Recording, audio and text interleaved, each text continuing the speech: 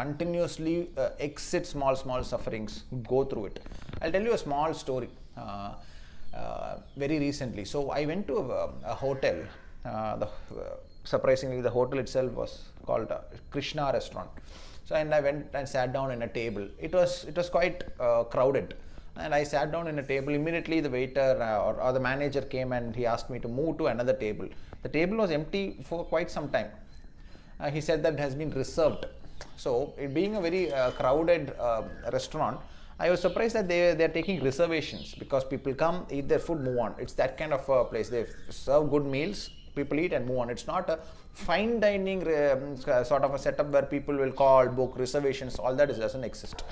So very clearly, the person who was going to eat there had used probably his contacts with the managing director or the owner of the hotel. He has used his contact power or some kind of a money power with the owner itself, where he had made a call to the owner and the owner had reserved that table for him till he comes.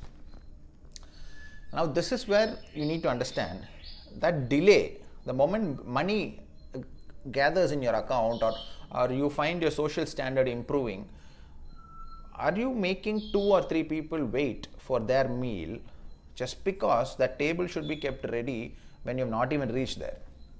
Why do you reserve in a place where people are always standing and waiting for a meal?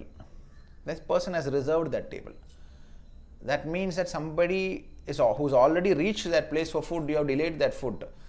Let me tell you, money will corrupt you in ways that you do not even know you are being corrupted. It is a very dangerous thing.